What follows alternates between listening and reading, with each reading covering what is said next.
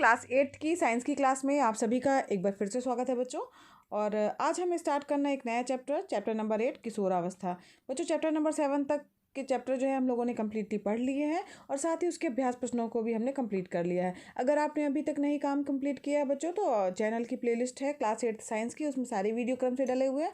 आप वीडियो देख करके आप चैप्टर अच्छे से समझ सकते हैं, साथ ही अभ्यास प्रश्नों को भी अपनी फेयर कॉपी में कंप्लीट कर सकते हैं। तो चलिए बिना किसी देरी के बढ़ते हैं आगे। इस चैप्टर में हम बात कर लेते हैं कि हम इस चैप्टर में हम क्या क्या चीज़ें पढ़ेंगे।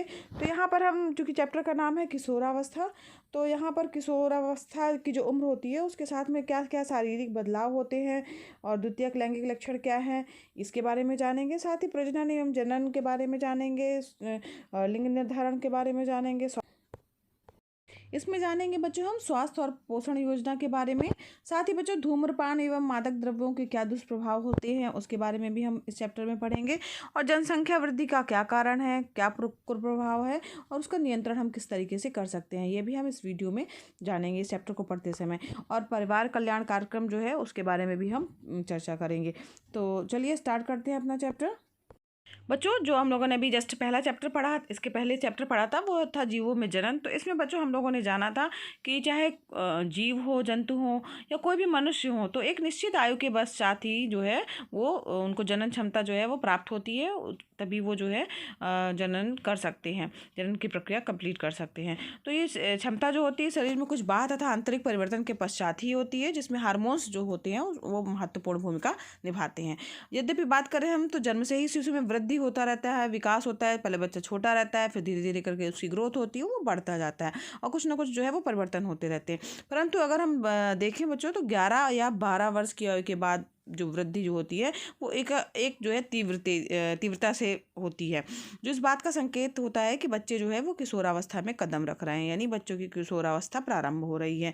तो यहाँ पर हम जो है किशोरावस्था में कौन कौन सी शारीरिक परिवर्तन होते हैं, कौन कौन से मानसिक परिवर्तन होते हैं उसके बारे में पढ़ेंगे। तो सबसे पहले शब्द आ रहा है किशोरावस्था।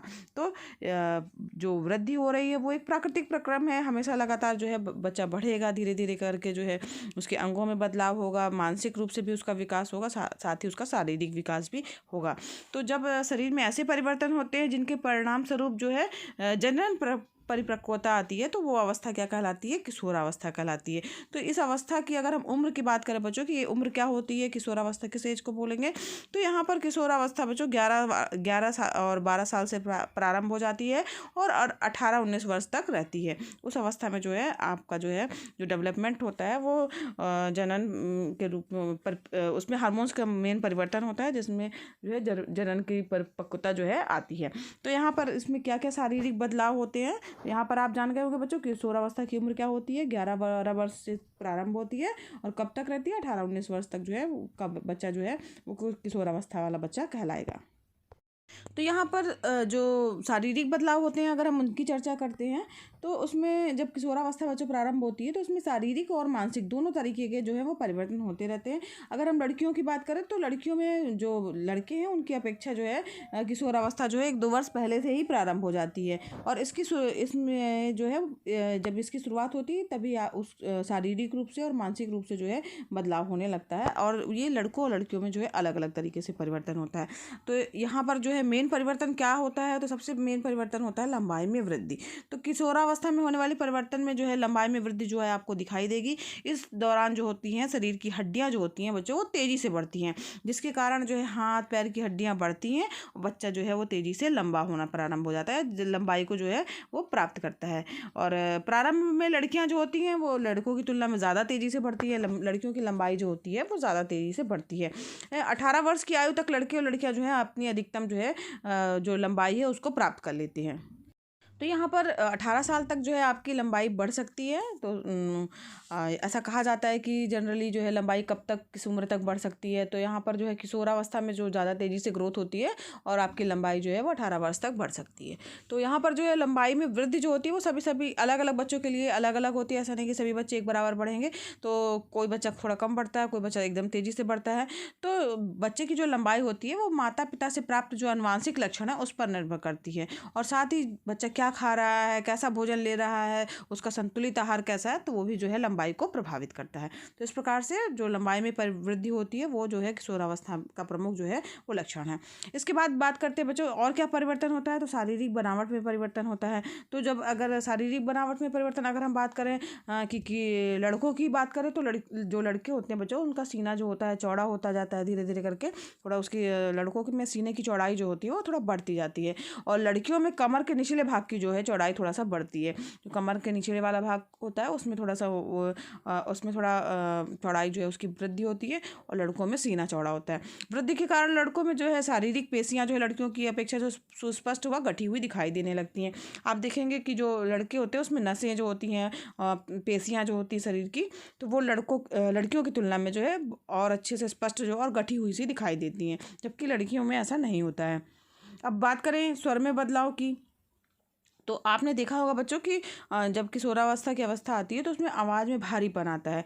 तो जो किशोरियों की आवाज़ जो होती है, जो लड़कियों की आवाज़ होती है वो मधुर होती है ना। लड़कियां होंगी तो उनकी आवाज़ जो है आपको मधुर लगेगी, लेकिन जो लड़के होते हैं उनकी आवाज़ जो होती है वो थोड़ा सा जो है वो उसमें बदलाव होने लगता है। जो स्वर यंत्र होता है वो विकसित होकर के बड़ा होता है। जो लड़के होते हैं उनके गले के नीचे उभार के रूप में दिखाई देने लगता है ना, आपको दिखाई देगा, आप उसकी गर्दन देखेंगे तो उसमें जो है स्वरकंठ जो जिसको बोला जाएगा वो थोड़ा सा उभरा हुआ सा लगेगा गले में, जो है स्वर यंत्र जिसको कहा जाएगा, तो वो कंठमणि जिसको कहा जाता है ना, तो उभार जो दिखाई देगा, जिसके कारण उनकी आवाज़ जो होती है थोड़ा सा भारी हो जाती है। और लड़कियों में जो है स्वर यंत्र की आकृति जो होती है छोटी होती है और वो दिखाई नहीं देती है, जबकि लड़कों में क्या होती है, दिखाई देती है। और जो लड़कियों का स्वर जो होता है वो उच्च तारत्व यानी पिच वाला होता है, जबकि लड़कों का स्वर जो होता है वो गहरा तथा भारी होने लगता है। तो यहाँ पर देखिए चित्र देख रहे होंगे, इसमें जो लड़के का चित्र बना हुआ है उसका वो गले में देखिए उसको ऐसी उस तरीके से कंठमणि जो है दिखाई दे रही है, जिसको कंठमणि बोला जाता है, जो भार दिखाई देता है, जिसके कारण उनके स्वरों में धीरे धीरे करके बदलाव होता है और लड़कों का स्वर जो होता है गहरा होता जाता है और भारी होता जाता है। अब हम बात करते हैं आगे, तो और क्या बदलाव होता है, तो स्वेद और तैल जो ग्रंथियाँ होती है उसमें भी सक्रियता होती है। तो अब इन ग्रंथियों की सक्रियता के कारण क्या होता है, जो चेहरे पर जो किशोरावस्था में जो है छोटी छोटी सी फुंसियाँ, कील मुहासे जिनको कहा जाता है ना, वो निकलने लगते हैं। तो इस एज में जो है वो निकलते ही हैं, वो किशोरावस्था में बदलाव के कारण होता है, शारीरिक जो बदलाव हो रहा है उसी के कारण होता है। फिर इसके बाद जो है अब बात करते हैं जननांगों की परिपक्वता की। तो जब किशोरावस्था आरंभ होती है और जब अंत तक आती है, तब तक जो है वो मानव जननांग जो होते हैं पूर्ण रूप से विकसित और परिपक्व हो जाते हैं। ठीक है, और इसमें लड़कों में जो शुक्राणुओं का बनना शुरू हो जाता है और किशोरियों में अंडाशय जो होता है वो परिपक्व होकर के अंडाणु का जो है निर्मोचन भी करने लगते हैं। तो यहाँ पर जननांग भी उनके जो है वो किशोरावस्था के अंत तक जो है वो पूरी तरीके से विकसित और परिपक्व हो जाते हैं। अब बात करते हैं मानसिक और संवेदनात्मक जो है संवेदनात्मक विकास की। तो यहाँ पर मानसिक और संवेदनात्मक विकास की अगर हम बात करते हैं, तो जो किशोरावस्था में व्यक्ति जो होता है वो पहले की अपेक्षा अधिक सचेत हो जाता है, बहुत ज़्यादा चिंतनशील हो जाता है, चिंतन मनन करने लगता है, संवेदनशील भी बहुत हो जाता है, भावुक हो जाता है, स्वतंत्र हो जाते हैं, मानसिक विकास जो है उनका धीरे धीरे करके जो है वो बढ़ता रहता है। और इस अवस्था में जो किशोर और किशोरियाँ होती हैं वो किसी भी बात को सहजता से स्वीकार नहीं करते हैं, तर्क वितर्क करते हैं तब उसके बाद निर्णय लेते हैं। सामाजिक कार्यों में भी वो रुचि लेने लगते हैं, कभी कभी उनमें असुरक्षा की भावना भी पैदा होने लगती है। तो ये सभी बदलाव जो है वो बच्चों में शारीरिक वृद्धि एवं विभिन्न प्रकार की ग्रंथियों की क्रियाशीलता के कारण ही उत्पन्न होते हैं, जो कि जो है किशोरावस्था में उत्पन्न होते हैं। तो इस प्रकार आज हम लोगों ने बच्चों जाना कि किशोरावस्था में क्या क्या शारीरिक जो रूप से जो है वो परिवर्तन होते हैं, उनके बारे में जाना। इसके आगे का जो है हम नेक्स्ट वीडियो क्लास में पढ़ेंगे। आज के लिए बच्चों बस इतना ही। अगर बच्चों पढ़ाना पसंद आ रहा हो तो वीडियो को लाइक कीजिएगा, चैनल पर नए हैं तो चैनल को सब्सक्राइब कीजिएगा बच्चों, और बेल आइकन भी प्रेस कीजिएगा ताकि आपको नए वीडियो का नोटिफिकेशन सबसे पहले मिले। बच्चों ये वीडियो क्लासेस फ्री है तो आप भी लाभ लीजिए, अपने फ्रेंड्स को भी शेयर कीजिए ताकि वो भी इसका लाभ ले सके। धन्यवाद बच्चों, मिलते हैं नेक्स्ट वीडियो क्लास में।